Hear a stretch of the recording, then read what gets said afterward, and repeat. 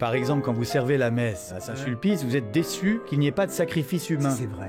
Ça, je vous jure. C'est pas une invention. Vous pensiez que c'était pour de vrai, qu'on allait vraiment tuer quelqu'un. Je pensais qu'on allait prendre un des petits-enfants qui servait la messe, que j'allais devenir plus tard, mais j'étais tout petit à ce moment-là. Et je pensais qu'on allait le couper comme dans les sacrifices à steak. Comment cette idée a pu me venir en tête ?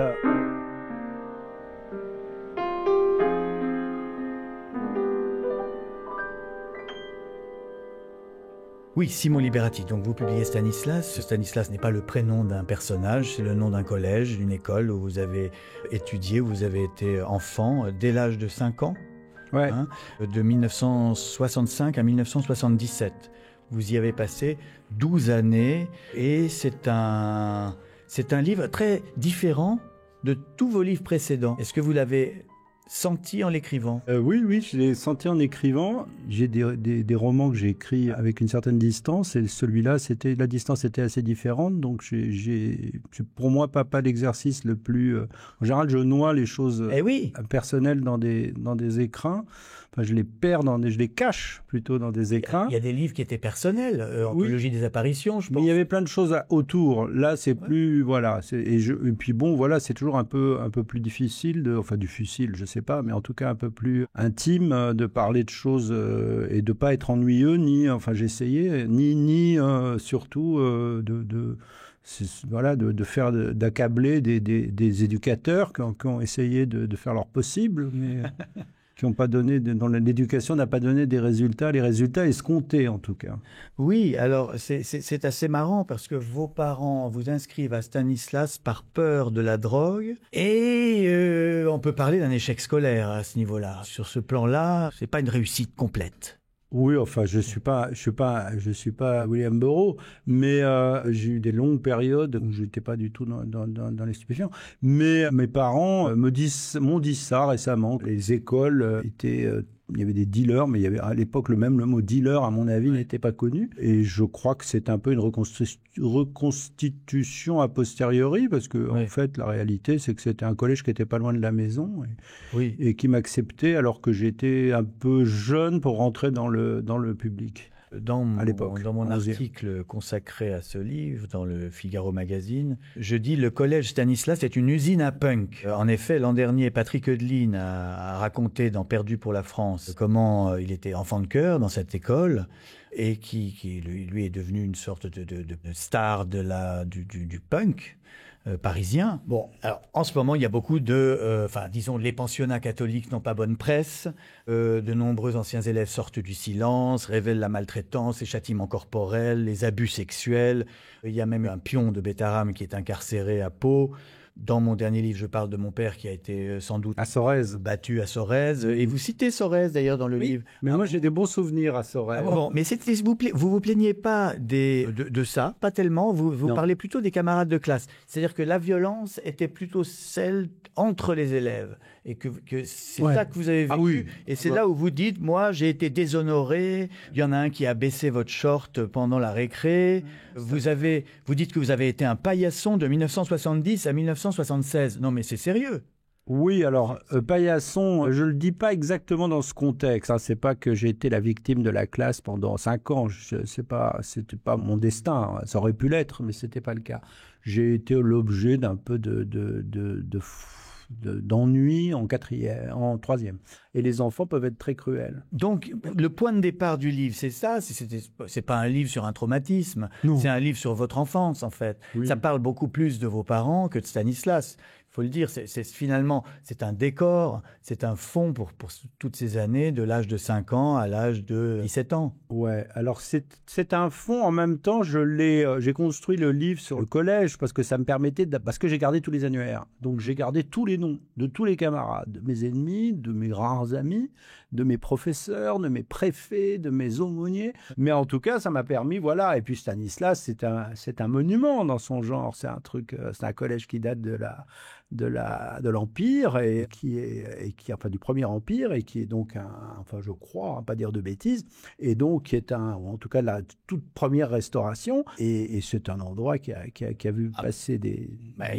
Vous donnez un peu la liste. Il y a eu Kinmer, De Gaulle, Stephen Hecke, Anatole France, Edmond Rostand, Barbet d'Aurevilly a été à Stanislas. Jacques Rigaud. Et Jacques Rigaud. Ah bah oui, bien sûr, magnifique Jacques Rigaud, Le Feu follet. Alors, je vais vous demander de lire ce passage où vous critiquez un peu la littérature victimaire. Alors le ton plaintif de la littérature actuelle me déplaît. Garde-t-on des séquelles de ce genre de tourments? Sont-elles toujours mauvaises? Les humiliations prédisposent à l'orgueil par manque à gagner, selon le mythe de l'artiste qui a une revanche à prendre. Mais elles ouvrent aussi à l'humilité. Cela paraît paradoxal, mais je crois que cette conséquence est à l'heure présente mal mise en relief à cause des défenseurs de l'estime de soi. Je juge, pour ma part, qu'on a bien trop d'estime de soi et que ce déni souvent sot affaiblit plus qu'il ne renforce en autant de la sensibilité. J'ai humblement et silencieusement souffert pendant des mois, j'ai beaucoup pleuré dans mon lit, il m'arrive encore parfois de me sentir aussi faible et mal défendu qu'à l'époque.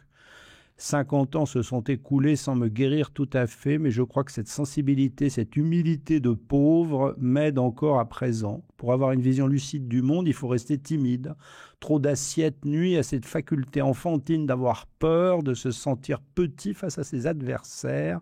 Je n'affirmerai pas que j'en suis fier, mais cette petite douleur familière me sauve du ridicule de me croire invincible. Alors ça, c'est très intéressant, c'est très beau d'abord, c'est vraiment de la littérature, je vous félicite, il y a des pages dans ce livre qui sont splendides, vraiment splendides, peut-être parmi les meilleures que vous ayez jamais écrites. Et ce paragraphe-là, il est intéressant parce que ça veut dire quoi? C'est vrai, contrairement aux gens qui disent que, voilà, disent on a brisé ma confiance en moi, c'est très grave, parce qu'on m'a brisé et maintenant je suis brisé pour toujours. Vous dites, c'est bien qu'on m'ait brisé, c'est bien parce que ça vous rend plus humble. Ou ça vous rend, je ne sais pas. Oui, ça crée une fragilité. J'ai mis du temps à arriver à cette idée. C'est pas une idée qui m'est venue à l'époque. À l'époque, j'avais qu'une idée, c'est que ça s'arrête. Et une autre idée, c'est éventuellement d'échapper à tout ça. Mais c'est vrai que j'ai observé qu'à chaque fois que j'avais des souffrances, des choses, des attaques, on va dire, parce que ça m'est arrivé plusieurs fois dans ma courte carrière d'écrivain qui a commencé fort tard, mais tout de suite avec des ennuis. J'ai essayé de pas me laisser prendre à la rancune. C'est pas quelque chose qui m'est naturel. On va dans son sens, on va dans son pli. Moi, si j'étais pli rancunier, par exemple, Christine Angot, que j'aime bien vraiment comme écrivain, elle est rancunière, mais ça lui va très bien. Ouais. Mais moi, qui suis pas rancunier, je pourrais pas l'être. Donc voilà, je suis aussi mon pli. Mais je pense que ça a été un travail. Je pense qu'en effet, très jeune, j'étais très chrétien, donc je priais pour mes ennemis. Ça paraît étrange, mais c'est la vérité. Oui, et jusque tard. Et je pensais que voilà, il fallait que le Seigneur leur pardonne. Et d'ailleurs, c'est la phrase de Jésus, je crois, quand il est... Je me compare pas à Jésus, mais enfin, c'est la phrase « Pardonnez-leur parce qu'ils ne savent pas ce qu'ils font ». Et je pense que souvent, le mal est fait... je pense que même tous ces garçons, certains de ces garçons, parce qu'il n'y avait pas non plus de meute, qui m'ont, comme on disait à l'époque, embêté, ils étaient peut-être pas du tout conscients de la souffrance qu'ils provoquaient. C'est pas des choses... Donc, je crois que voilà, ma littérature, c'est pas construite sur mon statut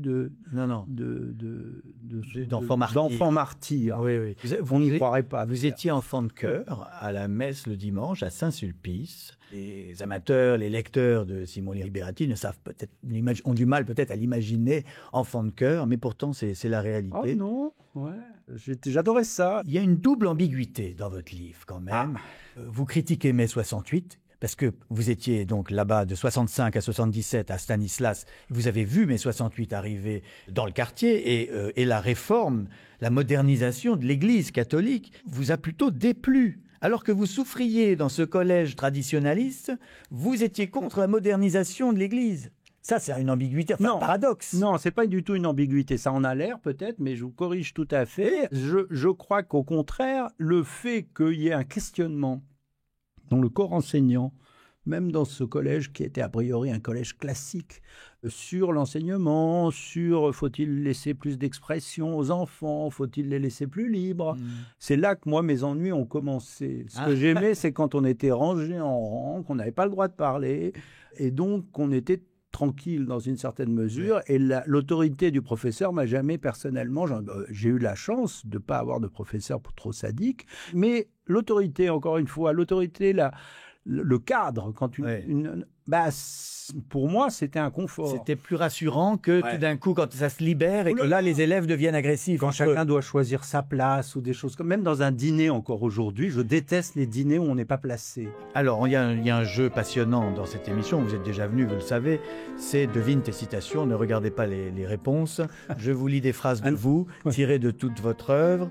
Et vous devez me dire dans quel livre vous avez écrit. Ça va être mauvais. Mais si, ça va se passer très bien.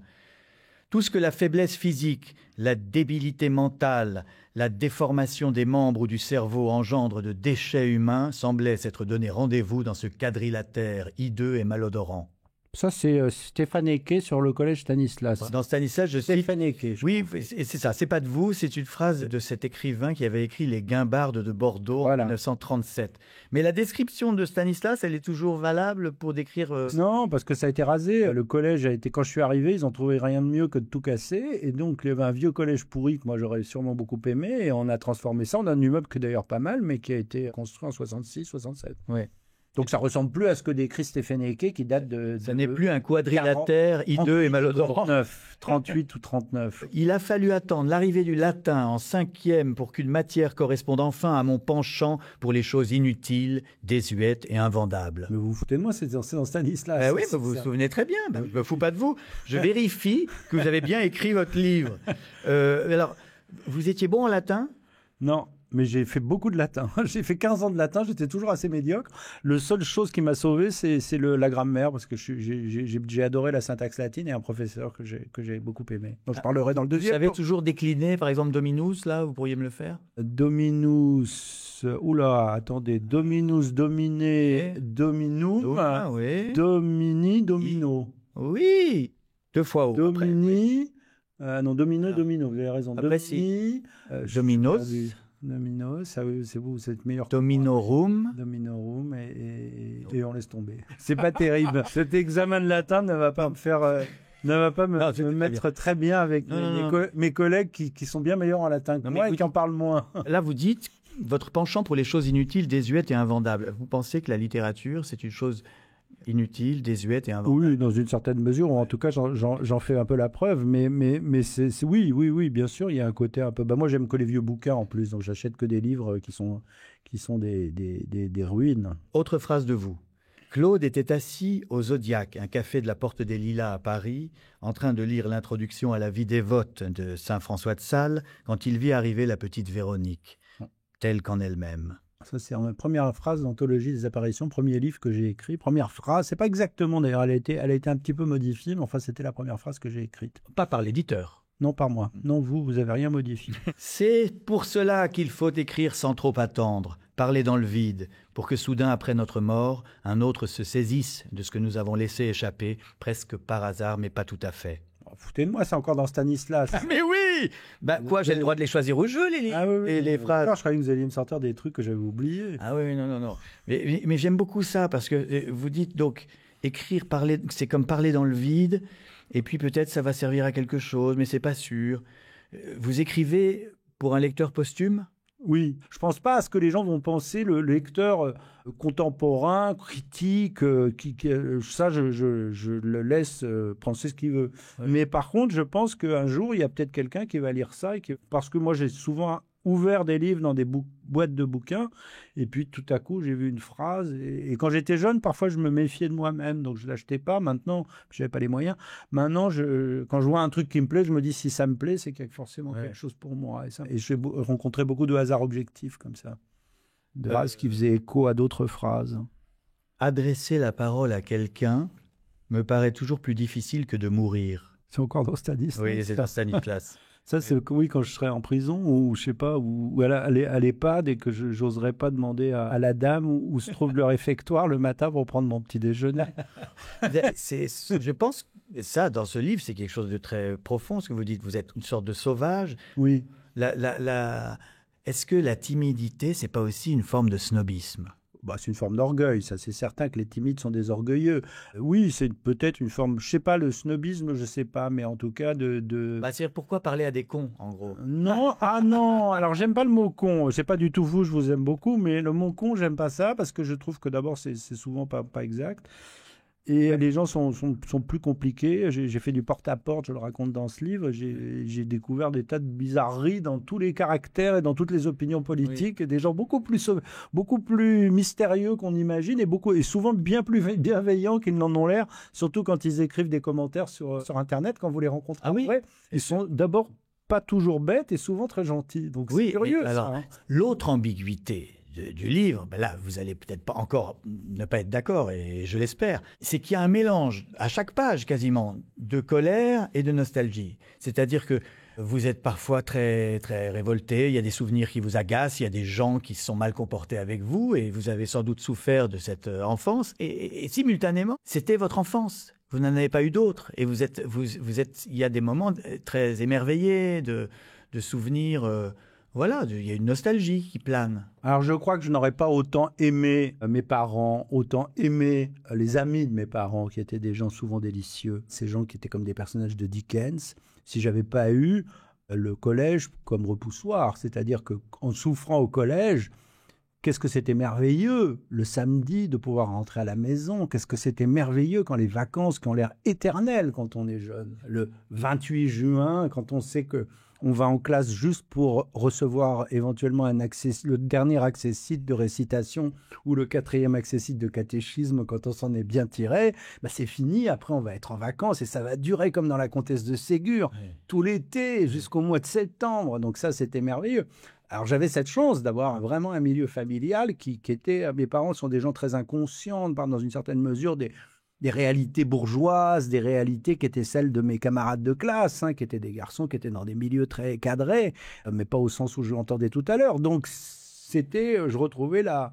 Et je pense que ces merveilleux étés, ces merveilleuses vacances, j'aurais pas connu ça, j'aurais pas connu ce presbytère avec autant de joie. Si j'avais été heureux de retrouver mes copains en septembre, ouais, je vais retrouver mes copains à Stan. Non, c'était pas comme ça. De toute façon, avec vous, rien n'est simple. Par exemple, quand vous servez la messe à Saint-Sulpice, vous êtes déçu qu'il n'y ait pas de sacrifice humain. C'est vrai. Et ça, je vous le jure, c'est pas une invention.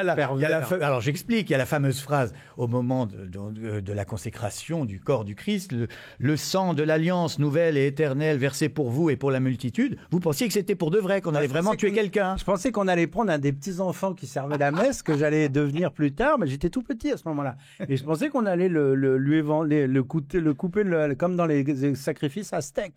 Comment cette idée a pu me venir en tête?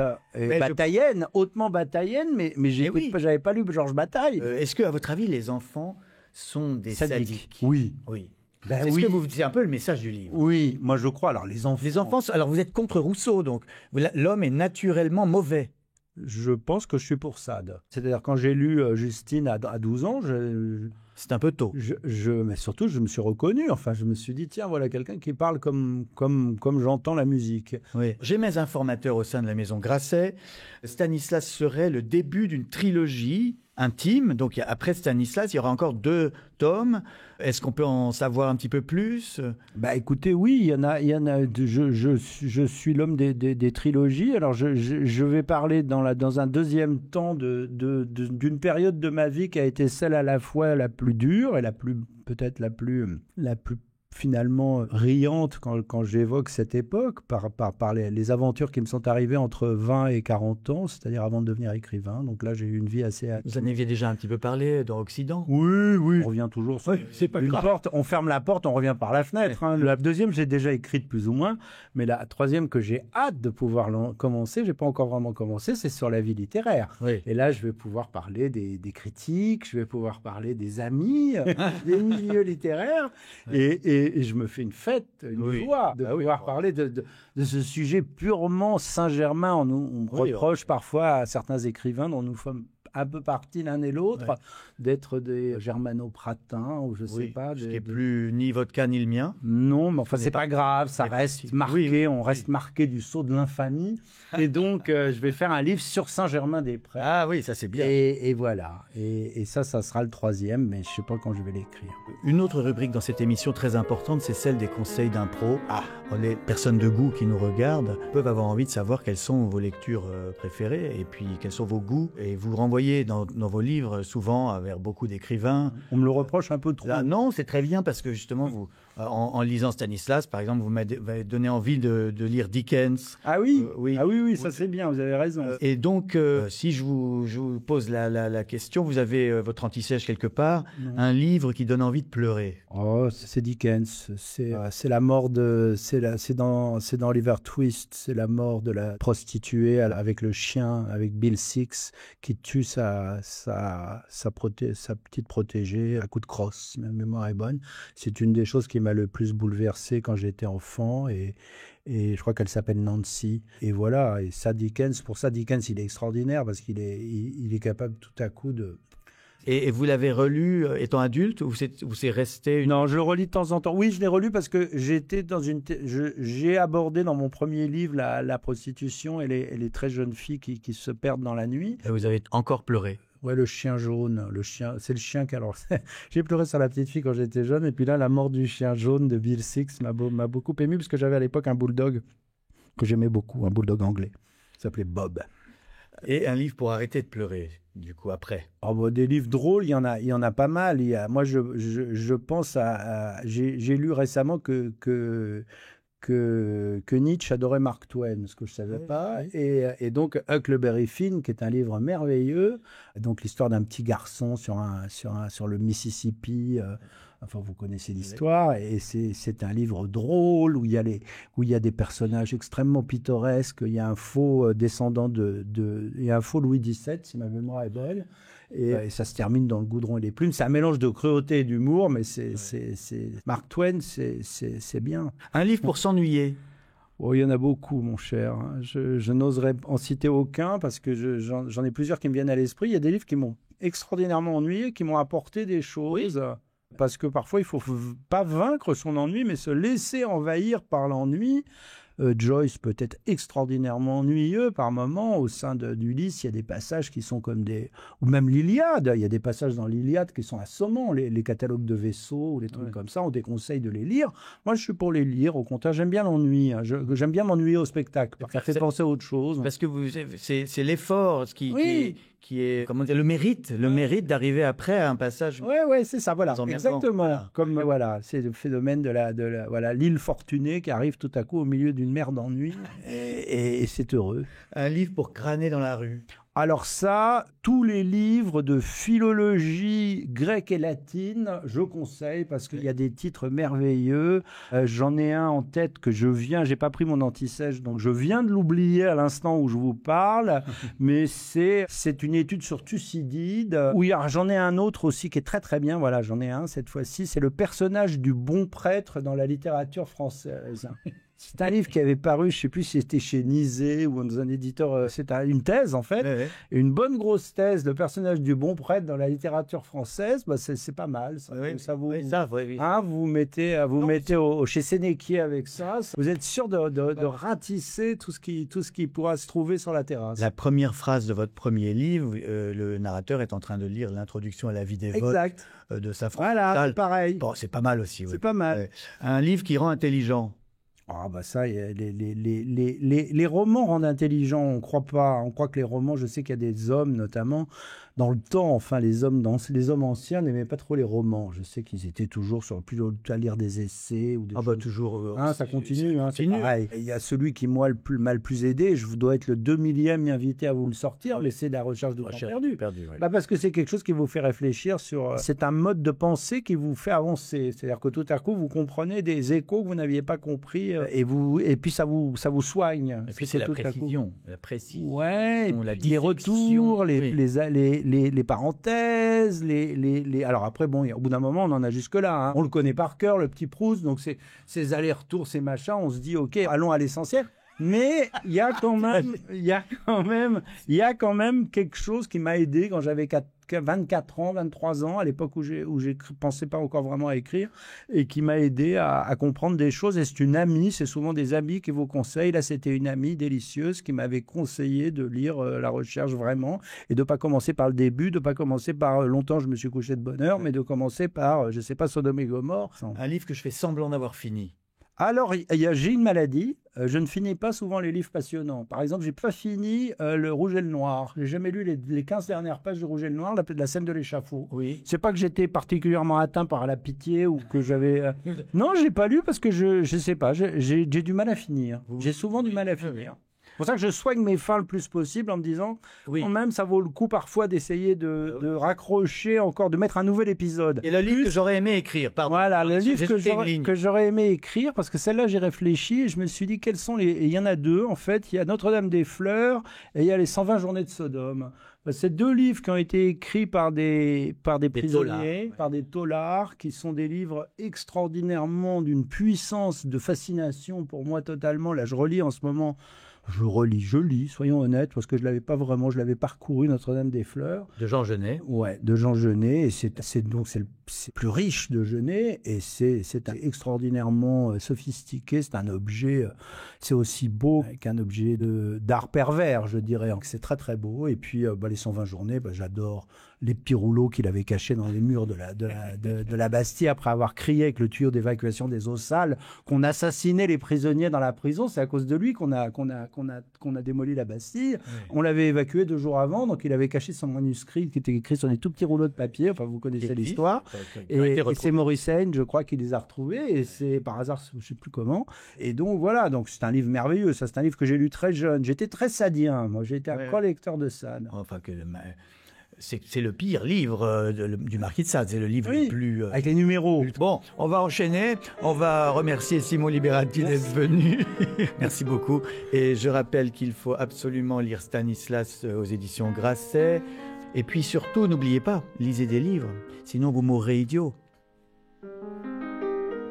Enfin, conseillez les 120 journées aux enfants. C'est pas une émission pour enfants, non. C'est une émission pour les bourgeois, non les hommes d'affaires, les cadres.